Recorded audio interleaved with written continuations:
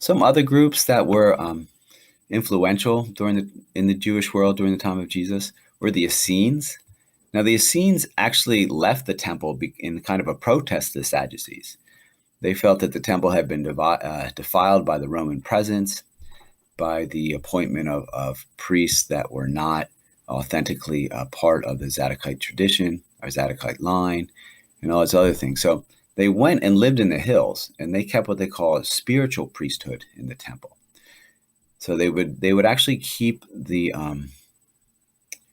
discipline of temple priests their whole lives when they lived out there. So, for example, they were celibate. The temple priest, if you served in the temple, they were married. The Jewish tradition didn't have a celibate tradition at this time, and but when you were serving the temple, you would be fully devoted to that. So this might be a few weeks a year. They would rotate, and who would do the sacrifices would rotate. So during that time, you would not have relations with your wife. So there was that temporary celibacy. These guys, they moved out there, they did it the whole time, which is probably a good idea. It's kind of hard to survive in these hills where they lived, in these caves. Would have been rough living for whole families and stuff. But they were influential in a lot of ways because people saw them as kind of like a spiritual rebellion against Rome. And therefore, kind of like many people saw them as the most authentic in some way of the Israelites at the time. A lot of scholars think that Jesus might have spent some time with the Essenes. Now, there was another group called the Zealots. They were not, spiritually protesting Rome.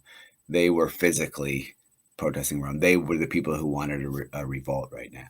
They had these long swords called Sicarii, right? And they were basically revolutionaries.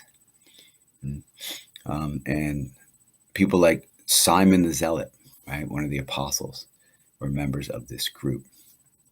A lot of these zealots were attracted to Jesus because they thought that he was going to lead a violent insurrection and overthrow the Romans. If we're looking at the majority of Jews in the Roman Empire, they are taxed into poverty. Yeah, and they resent Roman rule. The Romans had a system where they would tax their subjects into poverty, and then if the subjects, in order to survive, they would have to ask for handouts from rich Romans. So it was a really nice way of controlling people, right? Because you kind of gave them a livelihood, you gave them something to do, like they had to work, they had to produce, but then you'd take so much of it, right? Now you didn't leave them, but instead you didn't also leave them completely destitute, but you left them at your mercy, right? So most of the Jews were dependent upon the Roman patronage system. That is, they'd have to get money given to them from the wealthy Romans who controlled all the money. So they didn't want to do anything that would offend those people.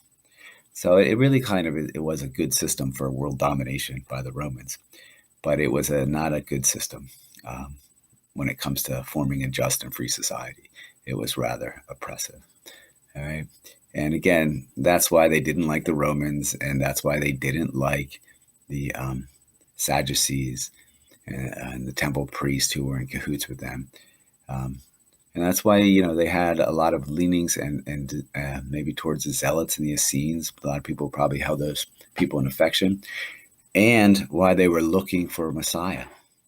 The average Jew in Jesus' time was probably looking for the prophesied Messiah, right? The Savior that the Israelite tradition said would come and free them from all that ails them. Most of them anticipated that to be a military revolt, and they thought the Messiah would be a God-sent man who would lead a military revolt and save them from the oppression, in this case, of the Romans. So you can understand a little bit when Jesus is going to start being called the Messiah, that's what most Jews are going to be expecting from him, to lead a revolt.